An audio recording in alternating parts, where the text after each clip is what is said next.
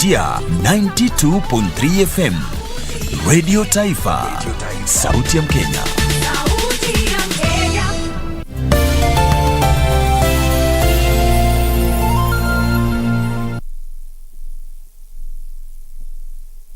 Share with KBC?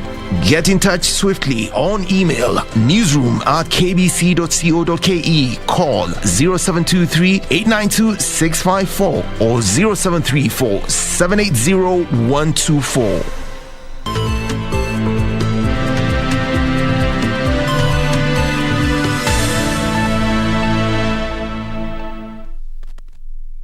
A very good afternoon to you. Thank you for joining us here on Channel 1 Lunchtime News. We are coming to you live from the broadcasting house here in Nairobi. My name is Betty Kiptum. Thank you for joining us.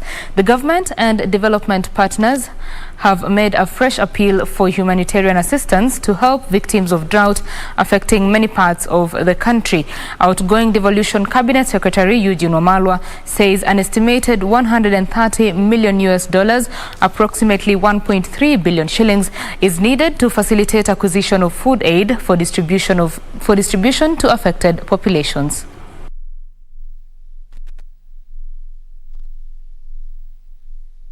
Today we are getting more support from the UN family towards the affected counties, particularly those in northern Kenya under the coast. Once again, we want to thank the partnership between us and the UN. Whenever we've had serious challenges facing our country, the UN has stood with us, the EU has stood with us, and all our development partners. We do recall in 2020 when we confirmed our first COVID cases, we did launch the flash appeal at the UN headquarters in Gigiri that targeted almost $200 million. They stood with us and are still supporting us through the COVID crisis. 3 weeks ago, the ongoing drought affecting parts of the country was declared a national disaster. The situation is yet to be contained and more intervention is needed. But today, as we face drought in this country, the president has already declared it a national disaster. We are very grateful that the UN is yet again standing with us, and today the RC of the UN has announced about $139 flash appeal, $139 million flash appeal, funding that will go towards supporting the affected counties, towards building resilience of these counties, towards recovery after the drought disaster. And we're here to thank our partners from the UN and all partners who are supporting us through this crisis. And we're also here to flag off this food that will go towards supporting the families affected, the livestock. Apart from food, we also have medicine and vaccines that will go towards the affected pastoralist communities. Outgoing Devolution CS Eugene Wamalwa adding the government will double food rations and cash transfers among other measures to further cushion citizens. What we have here is animal feed. You do remember we flagged off over 8,000. Now today we're doing another 8,000. Next week we'll be doing over 16,000. In total we're looking at 32,000 that will go to all the ASAL affected counties. Apart from that, we are also moving food now, relief food to the affected counties, and from next week the food will be distributed in all the counties, right from Turkana all the way to Tana River. United Nations Resident Coordinator Stephen Jackson appealed to more individuals and organizations to step in and support ongoing initiatives to mitigate effects of the drought. We're going to be launching our appeal this afternoon in Wajir together, PS, $130 million, which will go across the sectors and across the northern counties to complement the support already being given by government at national and county levels. And this is my urgent appeal to international partners to support us in this. The two are speaking after flagging off lorries of relief food consignments to affected regions at Uhuru Park, Nairobi. Now, a section of boda operators in Katani area, Machakos County, are protesting increased cases of murder and motorbike theft. The furious riders who stormed Mlolongo police station to lodge their complaints say they are living in fear as their assailants are always armed. Boda operators in Katani area, Machakos County, are decrying the rising insecurity cited the recent murder of 29-year-old Samuel Nyabuto, who was shot dead on Monday last Sunday by unknown attackers who made away with his motorcycle. The incident bringing to 7 the number of riders killed in the area since the beginning of this year. Mwenzetu aliweza kupepa watu Katani, wakanda njia ya Katani Brighton. Kufika Katani Brighton, hao wakamsukisha pale hapo Brighton shule na wakampiga risasi moja kwa majo, ingine wakampiga kwa mabavu na ingine kifua, kisha wakachukua pikipiki. Ilikuwa saa 2:30. Leo hapa ni kwamba Katani hatuna security, totally security hatuna. Juu wakati sisi tuko na shida wana delay sana, na wakati sisi wenyewe tukileta shida wanafika haraka. Unaona? Na another thing ni wakati tumeripoti kwamba pikipiki imepotea to these people kwa credit, hawa respond. Lakini wakati ile tunataka haki itendeke kwa Wakenya. Sisi watu wa bodaboda tumenyanyazwa kwa hii mwaka iaze. Watu wa bodaboda wamekuwa sana wakiuawa. Sasa tumefika watu 7 wameuawa na pikipiki zao zinaibiwa na pikipiki haizipatikani. The boda operators say they fear the motorcycle theft and murders may be orchestrated by rogue businessmen who sell them motorbikes on loans. Mbona ni kwepesi kutafuta pikipiki hazijalipwa, alafu ni ugumu kutafuta kutrack pikipiki zimeibiwa. Tunataka tujibiwe, mbona zenye hazijalipwa wanakujia kwa haraka, lakini zenye zimepotea, truck zinapotea pia wanatuambia ati hazionekani. Unaona kama ni njama. Hiyo inaonekana hiyo ni mipango kutoka kwa hiyo kampuni yao, na tunataka tupate majibu. Katani has more than 200 boda operators. And county governments are appealing to the Kenya Medical Supplies Authority not to withhold critical medical supplies on the basis of outstanding debts and allow the devolved units sufficient time to clear the pending bills. The Council of Governors Chair Martin Wambora is further urging the Ministry of Health to subsidize prices offered to truly reflect the current market rates. County governments want the national government to fast-track the formulation of a responsive framework for the management of medical oxygen, saying more than half of the devolved units are still reporting shortage of the commodity. The counties blame shortage of the supply to poor management and failure by the Minister of Health to ensure release of empty cylinders for use by facilities in greater need. In a statement, the Council of Governors further wants the Kenya Medical Supplies Authority, KEMSA, to be considerate in distribution of medical supplies. Meanwhile, counties are reporting reduced COVID-19 infection rates thanks to the availability of COVID-19 vaccinations. Nairobi, Nakuru, Mombasa, Machakos and Busia are reporting higher screening rate with at least 1,500 tests being conducted in each county per week. This as Trans Nzoia, West Pokot, Samburu, Wajir, Tharaka Nithi, Lamu, Kwale and Bomet counties reporting low testing numbers with less than 100 tests a week. So far, 6,353,820 COVID-19 vaccines have been distributed to counties. Purity Museo, Lunchtime News. And an ambitious project to decongest Bungoma town and expand critical infrastructure has received a shot in the arm in the form of a 1 billion shillings grant from the British government. Bungoma is among 12 municipalities that have been earmarked for upgrading under the Sustainable Urban Economic Development Initiative.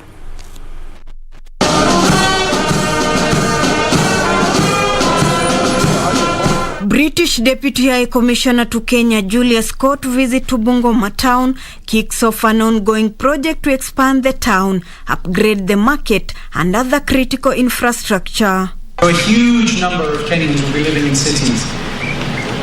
To plan those cities, to make them attractive to investment, to create jobs, to put the infrastructure, these things are so important. And that's why we're here today. It's a very, very strategic vision that you've set out here in Bungoma, but it matters for the whole of Kenya, this issue of urban planning, urban development.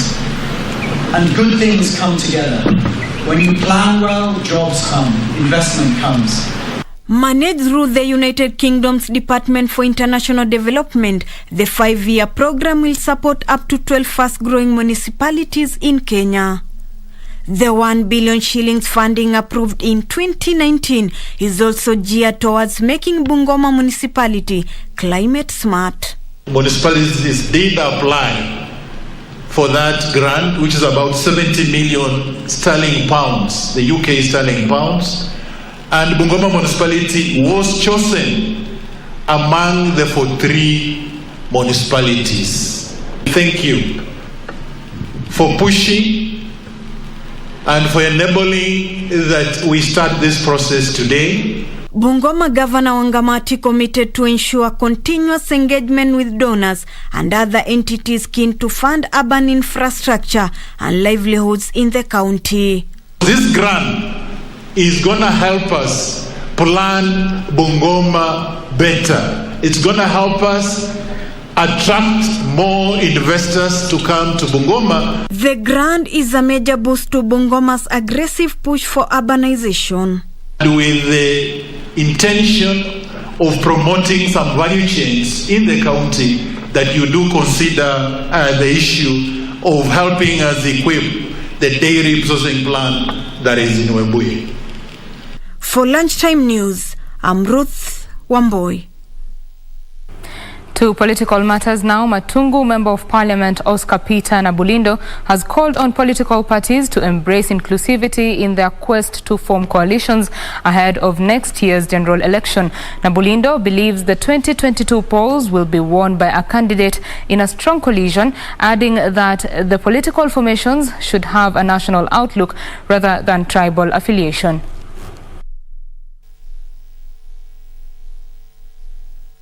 Parties are becoming more regional than national.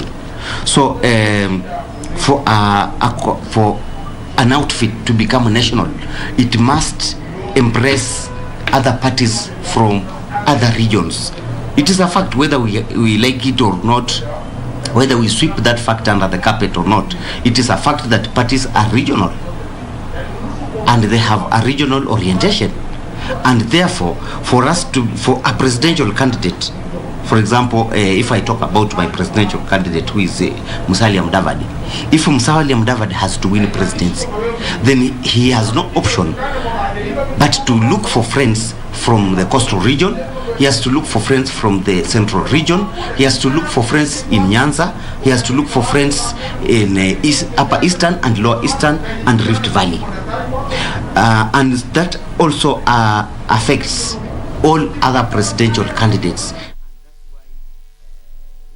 The Kenya Union of Post-Primary Education Teachers Busia branch is calling for speedy investigations into the cause of a series of fires in SIGALAME Secondary School in Funyula constituency, Busia County. 4 fire incidents have been reported at the institution within the past 1 month. 4 times in the last 1 month, property of unknown value has been destroyed at SIGALAME Secondary School, leading to indefinite closure of the school. Kenya Union of Post-Primary Education Teachers Busia branch leadership are now demanding answers from investigative agencies. Tumepeana mpaka tarehe 1 hiyo ripoti tolewe, ndio sasa the County Education Board ikae kutakimini ripoti yenyewe before we now give the way forward. KUPPET Busia branch chairman Charles Omukhwana and Secretary General Moffat Okisai refuted claims teachers were involved in the fire incidents. And we like to castigate that with the strongest terms possible. Ya kwamba it is not good to stigmatize and to profile innocent people before the DCIO report and the education report led by the Quality Assurance and Standards team is out. At the same time, they faulted the Teachers Service Commission for introducing initiatives that weighing down teachers economically. Kwa mara ya kwanza tunakuta kwamba mwajiri ambaye ni TSC anataka walimu wagharamie hiyo capacity building ambayo inaitwa TPD. Mvile TSC wanapotaka hii TPD vile katibu amesema, sio walimu wamepinga, lakini tunataka tukae tuzungumuze tuone kwamba hilo jambo limeshughulikiwa kwa njia ambayo inafaa. Reporting for Lunchtime News, I am Love Miriam. As the crackdown on illicit liquor and contraband goods continues in Embu County, a section of public service transport operators is raising the alarm over what they term as proliferation of bars in bus termini that are posing a threat to their work environment. The operators say some of the pubs operate as wine and spirits outlets and are notorious in selling alcohol to underage clients, especially students. They are calling on authorities to shift focus to bus parks.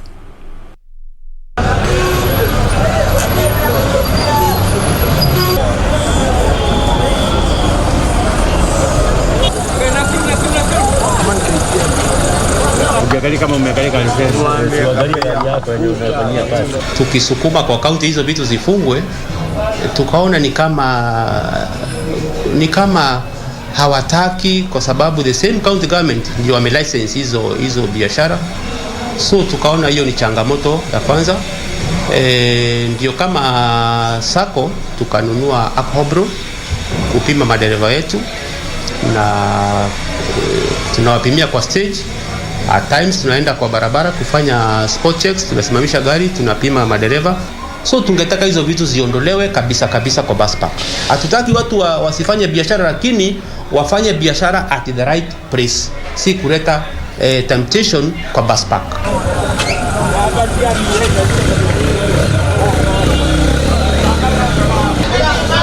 Kenya National Commission on Human Rights has petitioned relevant authorities to classify intersex persons among the vulnerable in society. Jacqueline Ingutia, officer in charge, Kenya National Commission on Human Rights, Western Region, says the intersex persons face a myriad of challenges, including lack of formal education, employment opportunities, and civil registration, which is a violation of their rights. According to the 2019 National Population Census, Kisii County had 38 out of 1,524 intersex persons countrywide. The information that was out there that Kenya has no intersex persons is false. So the information is that they live amongst us. The challenges that they experience inhibit their realization of rights, and they're not able to then enjoy other rights that would help them be able to live fulfilled lives. Majority of them at birth are taken through mandatory medical procedures, which affects their growth when they get into adulthood. We also have challenges associated with registration. So this then affects how their rights are realized at the community level.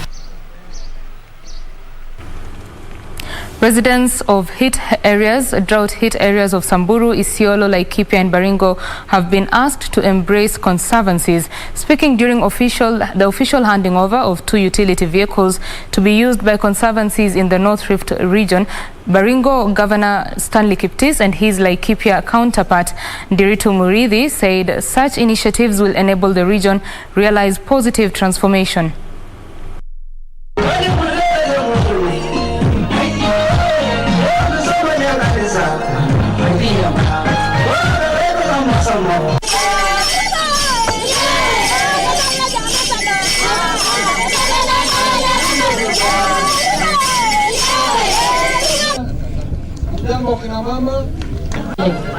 That is Ruko Nasulu. Tunasema Ruko for peace. Kila mtu aseme Ruko kwa amani. Hii mambo ya Ruko hapa ilete nini? Ilete amani na uhusiano mzuri, na mambo hii ya kuipa ng'ombe na mambo ya kuipa ng'ombe na bunduki ikiwe kitu ya sahau. Maana wengi tumelia, mifuko wetu tumepoteza kwa sababu tu ya wakora wachache. We need peace. I also said that as 4 counties, we came up with a program, a government program that will complement this effort. And it is costed at about 7 billion. It is under consideration now by the national government. And we are sending our representative. Nataka nyinyi wananchi tushike hii maneno ya conservancy. Wale wanatangulia wamefaidika. Na sisi ambao tumeanza sasa hii mambo ya conservancy, tafadhali tushike.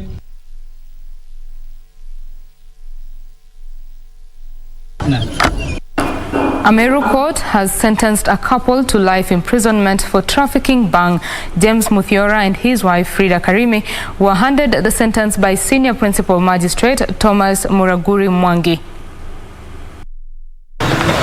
James Muthiora and his wife Frida Karimi were arrested in November 2018 alongside 3 others who were acquitted. They were accused of jointly trafficking by storing, selling and distributing 103 kilograms of narcotic drugs, namely cannabis, with a street value of 3.09 million shillings. In addition to the life sentence, they were also handed a 5-year term or the option of paying a fine of 4.6 million shillings for being in possession of utensils used in connection with the preparation of narcotic drugs contrary to Section 5(1)(d) of the Narcotic Drugs and Psychotropic Substances Act No. 4 of 1994. The couple in their defense said the jail terms are harsh and excessive compared to the evidence presented in court. Kenya Broadcasting Corporation affiliate station Mayenga FM has embarked on a Meet the People tour in Homa Bay County. Dubbed Homa Bay and Marwa, Mayenga FM is reaching out to its avid listeners for the first time since the installation of new transmitters to boost its coverage in the South Nyanza region. At the Rodi Kopani Junction in Dhiwa constituency, Mayenga FM presenters interacted with their listeners, danced to some well-known tunes and handed gifts such as branded t-shirts, reflectors and aprons. The Mayenga FM caravan then proceeded to Dhiwa town, Mbita and Homa Bay town. The roadshow heads to Rangwe, Olare, Nyangweso, Kendube, Kadongo, Ringa, then Oyugis town.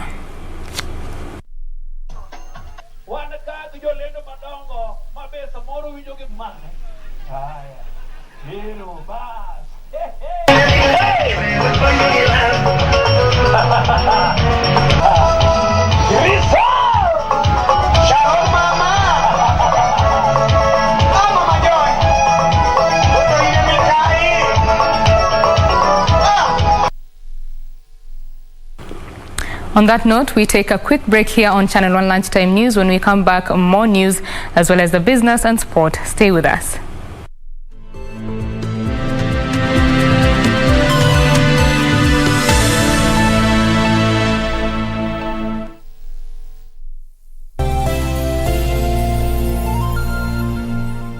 Ten counties and 5 million people between them. Above them, a dark, ominous cloud of pathos, of hopelessness, as nature unleashes trouble against a large section of our population. Sijawahi kuona ukame ile leo hapa Soine iko naye, sijawahi kuona. Since the government declared drought a national disaster, KBC has been on location to assess the nature and extent of the drought situation in Kenya.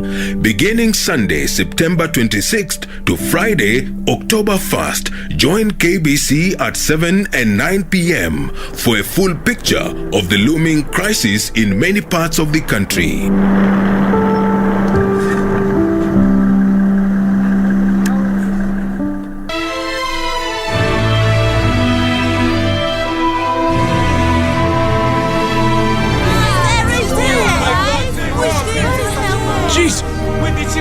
Stand there!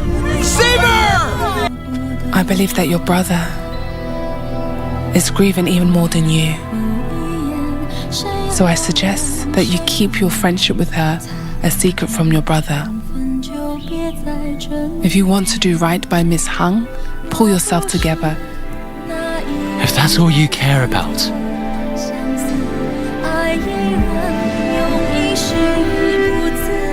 Go ahead and forget you ever even had a son.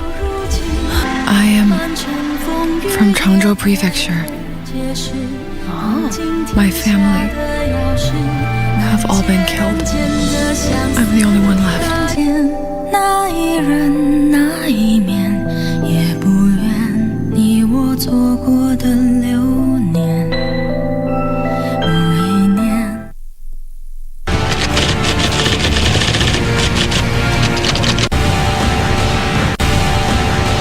It is now a year since we started investigating Mr. Soloshi. You'll have to go out of town and lay low for a while. Do you know that guy who's wanted by Interpol? That's Baduza. Oh yes, and that's how he was found. Dead. We're emailing you something big. You absolutely need to get out of here. If only we got that tape. You won't and will never bring me down.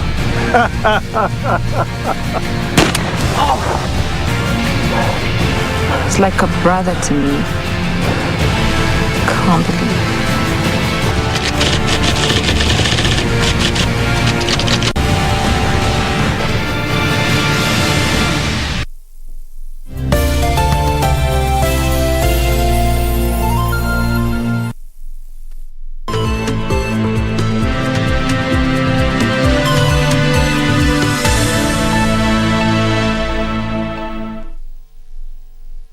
Welcome back. This is Channel 1 Lunchtime News. I am Betty Kiptum and Lucy Maura is my colleague on the sign language interpretation. Now, Marsabit County has made a name globally as the cradle of mankind. Currently, there is pain at the cradle due to a prolonged drought. Over 160,000 people are bearing the brunt of an acute food and water shortage, further compounding the perennial problem of insecurity in the area. This even as stakeholders insist that there is an urgent need for a dynamic shift from a crisis-led response to a proactive approach that builds resilience and reduces the impact of drought. In the fourth edition of our special assignment, Ben of Hunger, Safina Cheng Ouma brings you a report from Marsabit. Ingia kwangu uwezi pata hata maji drop ya kukunywa. Kwenda kuchinja fisi kwa sababu ya njaa.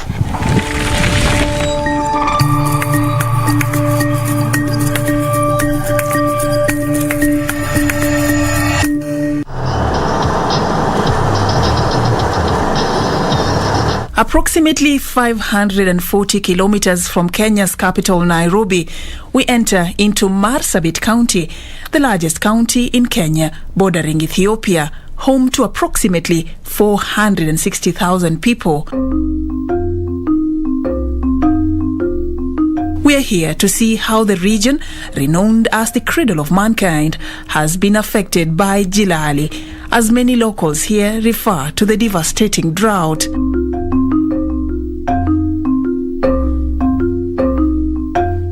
It's lunchtime by the time we get to Seven Lerapo's homestead by the fireplace, cold.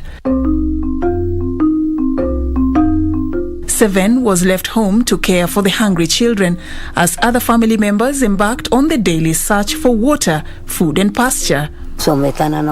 Because of drought, nobody is at home. They've gone to look for pasture and water. There's no food. Whatever little we get, we first feed the children. Then if we are lucky, we get something to eat, which is becoming rare. The burden is even heavier for those with livestock.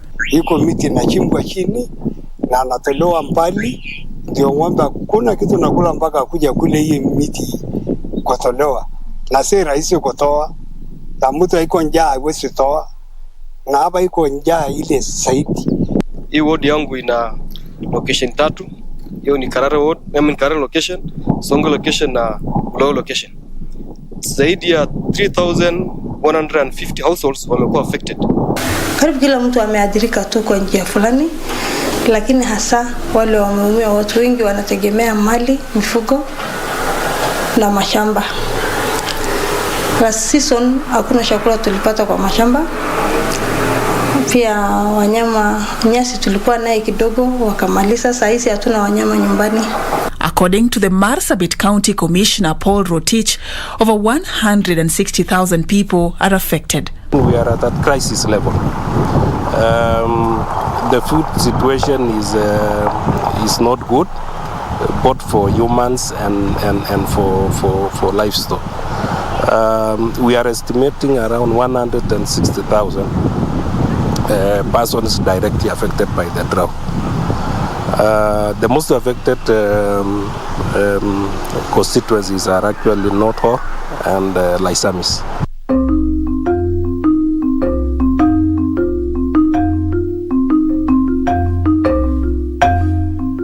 As we make our way to North Horr, which is among the most affected constituencies, we meet an exhausted Roba, an elderly woman from Shufisa village, accompanying these donkeys to a nearby water point. Robe has walked for 30 kilometers to get here, a trip she makes every 2 days. I've walked for almost 30 kilometers now.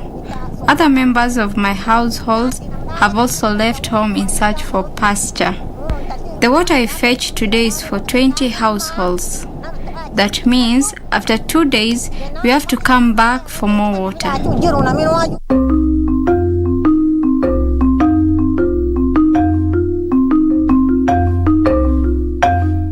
Our next stop is Burgabo location, a 20-kilometer stretch off the Marsabit Moyale Road.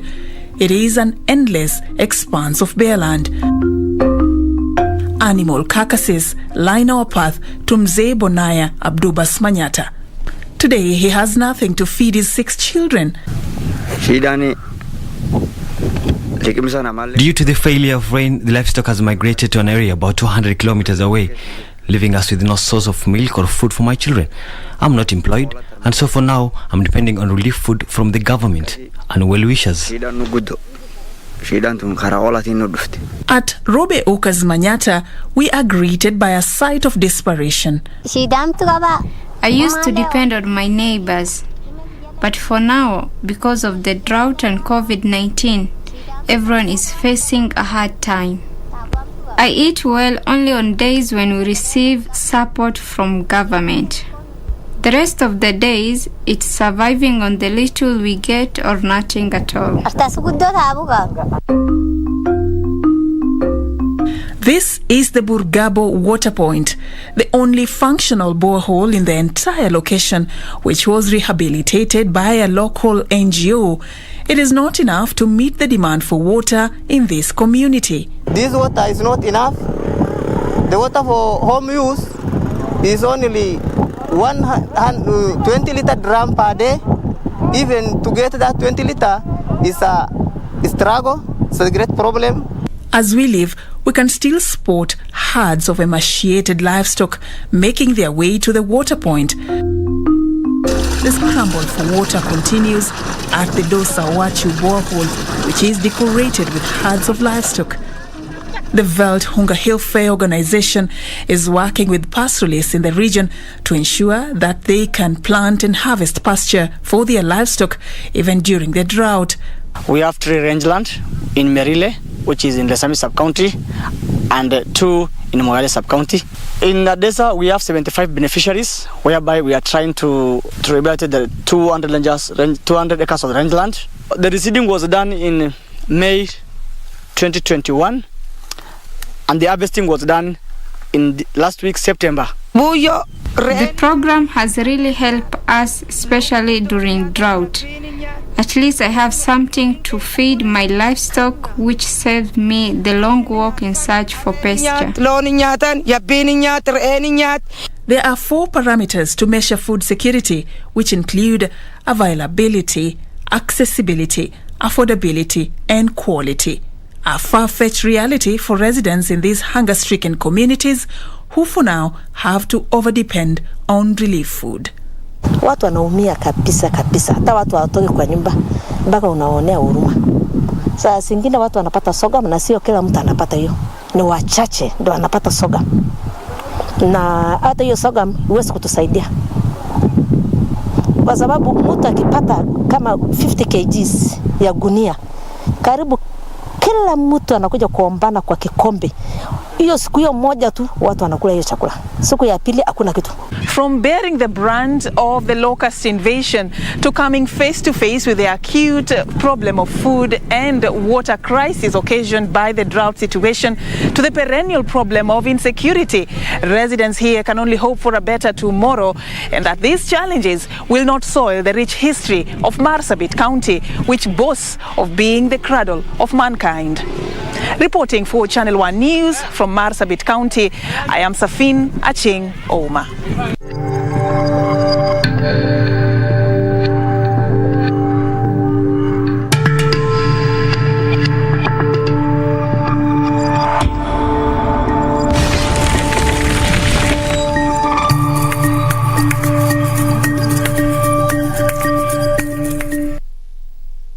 Thank you, Safina Cheng Oma, for that report from Marsabit. Remember, tonight we take you to Tana River to give you a view of the drought situation.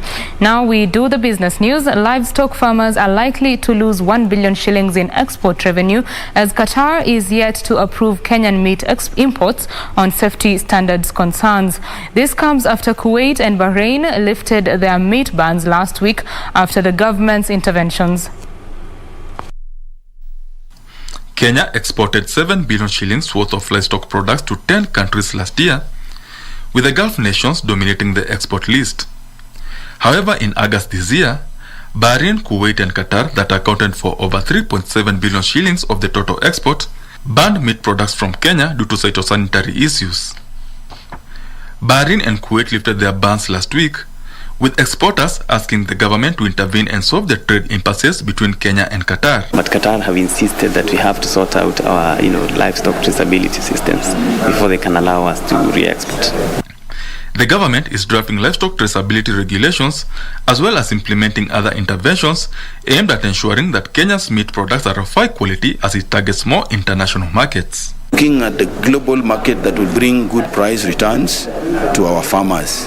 That is the main focus. So we will endeavor to meet the market's requirements and market conditions for all these niche markets that will give good returns to our farmers. Players in the meat industry say there's need to formalize the meat sector to ensure consumers get quality meat and increase investment in the whole meat value chain. The suppliers, because we do have, we cannot forget the fact that a lot of our businesses have in between traders, the retailer himself and the consumer.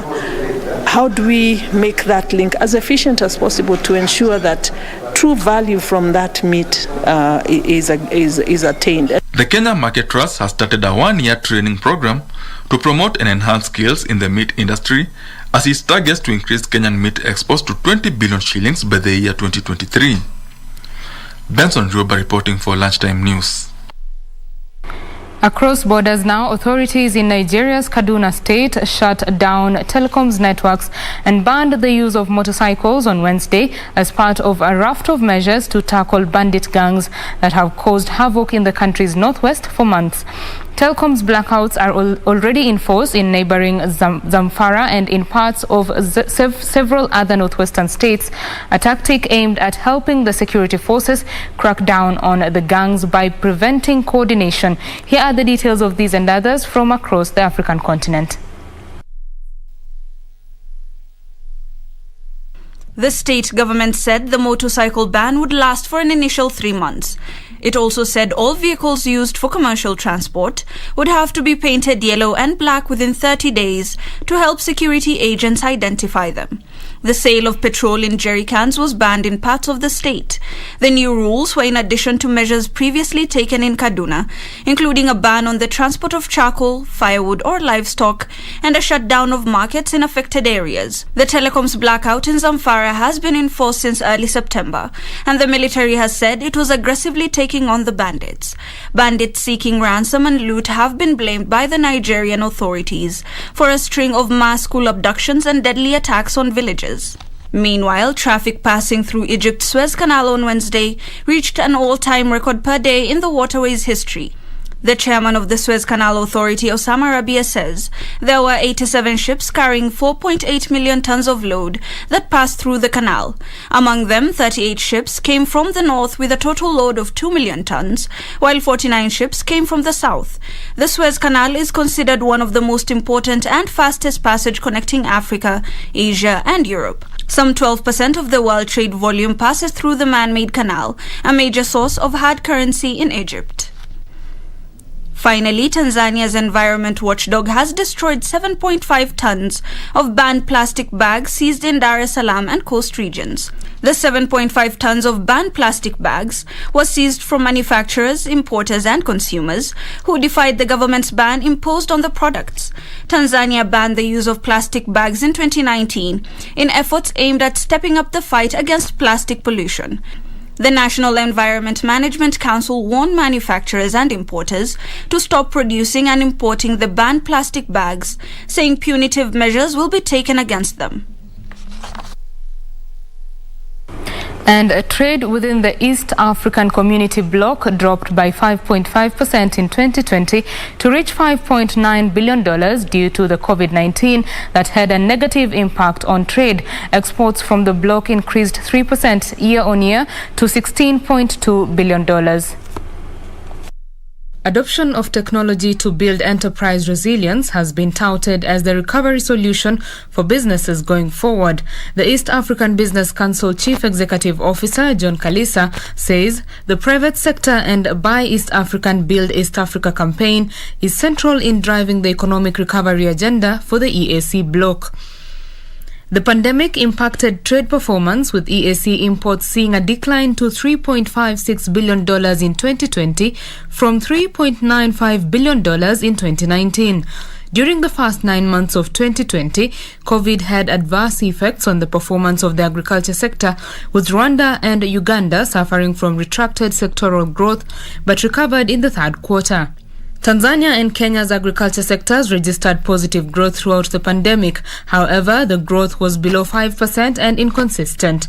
The 2020 estimate of food insecurity for the EAC region was 2 to 5% higher than the pre-COVID-19 period. The number of food insecure people in the region increased from 59.3 million to 65.1 million. In Kenya, food insecure people went from 11.4 million pre-COVID to 13.6 million during the COVID period. EAC has called for the evaluation and monitoring of policies and plans, putting in place safety nets, elimination of trade restrictions, trade facilitation for food diversification, and increasing production capacities and integration of regional value chains. Betty Kiptum, Lunchtime News. The National Assembly's Committee on Delegated Legislation has recommended a rejection of the proposed amendments to the Petroleum Development Levy by the Ministry of Petroleum and Mining, seeking to increase levies on diesel. Here's Regina Manyara with the details. Call upon the government institutions and agencies, technocrats, entrepreneurs to promote economic models that will make Kenya attract direct and foreign investors, and empowerment of all Kenyans to get involved in personal, meaningful development. As public discourse rages on the current high fuel prices, the Ministry of Petroleum and Mining is staring at a rejection of its proposal to amend the Petroleum Development Levy Order of 2021 that sought to include diesel in the schedule. This is after the National Assembly Committee on Delegated Legislation cited contravention of statutory timelines, an error in omission and lack of public participation as some of the reasons for rejection of the proposed amendments. We at the regulator, we don't have a line of sight. As I said earlier, the mandate of collection of taxes is the Kenya Revenue Authority, and the repository is the National Treasury. It is the Ministry of Petroleum and Mining that requests for these funds to effect stabilization. We only have the numbers that have been applied towards stabilization. The committee noted that owing to the implications on the rates chargeable on diesel, the Ministry of Petroleum and Mining ought to have conducted inclusive public participation as required under the Constitution. If the National Assembly adopts the committee's recommendation to annul in entirety the proposed amendments, it means owners of diesel-run engines will not be subject to the 5,400 shillings levy for every 1,000 litres of diesel, as proposed by the Ministry of Petroleum and Mining. Focus is now on the floor of the House ahead of the debate of the report. Regina Manyara reporting for Lunchtime News. And internationally, Amazon.com and the U.S. National Labor Relations Board have reached a settlement with two former employees who alleged they were fired last year for criticizing the working conditions at the e-commerce giant's warehouses. The Labor Relations Board found in April that Amazon illegally fired them after they advocated for better working conditions during the pandemic. Here are the details of these and others from across the globe. The fired employees in question want Amazon to pay lost wages and post a notice to all of its tech and warehouse workers nationwide that Amazon can't fire workers for organizing and exercising their rights. The U.S. Labor Relations Agency said the company had reached an on-board settlement, a private agreement between parties in which terms were not disclosed, with the former employees. The U.S. National Labor Relations Board Regional Director, however, is required to review and approve the settlement. Meanwhile, China's electric car maker are darting into Europe, hoping to seize a slice of a market supercharged by the continent's drive towards zero emission. Neo Inc. is among other brands unfamiliar to many Europeans that have started selling or plan to sell cars on the continent, including Aways, BYDs, Tang, SAICs, and Great Wall's ORA. Although Europe has a competitive car market dominated by famous brands, China made strategic slips with cheap mass production. The new players, many of which have only ever made electric vehicles, believe they have a window of opportunity to finally crack the lucrative market. Finally, Russia has threatened to ban YouTube if it does not reinstate two German-language channels backed by the Russian state that were deleted for violating COVID misinformation guidelines. Russian media watchdog Roskomnadzor accused YouTube of censorship. The agency demanded that the channels be restored. It comes as YouTube also expanded its misinformation policies to cover all effective vaccines, not just COVID ones. The tech firm said the measles, mumps and rubella vaccine, being falsely attributed to causing autism, was one example of the types of content the new policy will cover which had previously been allowed. Reporting for Lunchtime News, my name is Hibak Saeed.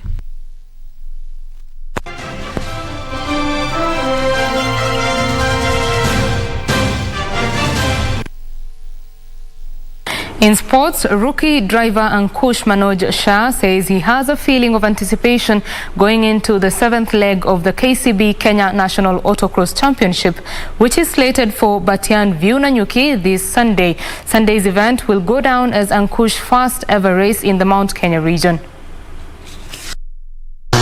The karting racer turned autocross driver joined Bagi racing this year in an Tejas Irani 2-seater race machine, which he now hopes to steer to respectable podium positions in the two-wheel drive non-turbo Bagi class. Right after January, we strip down the buggy, get it cleaned up, check for any damages we may have. Luckily, there was no damages from January, so we start building straight after that, get it ready for the next race. Autocross 7 will be run in compliance with the national competition rules of the Kenya Motorsports Federation, together with supplementary regulations under the International Sporting Code of the FIA.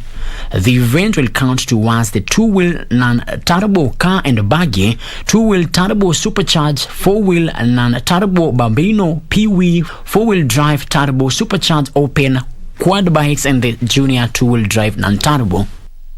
Frederick Muki for Channel 1 Sports. Muthaiga Golf Club's amateur golfer Taimur Malik is the winner of the opening leg of the 2021-2022 Safari Tour season that was played at the Sigona Golf Club. Malik took the title after a two-hole playoff. Lying joint 11th on 3 over par 216 at the end of moving day, Muthaiga-based amateur Taimur Malik carded a final round of 7 under par 65 at the par 72 Sigona Golf Club to move joint top of the leaderboard with home player Mohit Medirata and vet labs Edwin Mudanyi. Overnight leader Medirata had a final round of 4 over par 76, while Mudanyi played level par 72 to see the three golfers tied on 4 under par 284, forcing a playoff to decide the winner. Mudanyi was dropped after the first round of playoffs, while Malik won on the second go at the 18th hole. This is a confidence-boosting performance. I mean, coming off from about 5 months off from competitive golf, it's something that shows that the hard work that I've been putting in the last couple of weeks is really coming up good in my game, and I love it. It feels amazing. I always knew I could do it, but I've really been struggling with my game. But it's good that all of it came together now. Railway Golf Club Samuel Njoroge finished 4th, while Zimbabweans Visitor Mpwanya and Robson Chinoy finished joint 5th. For Lunchtime News, I am Daniel Wahome.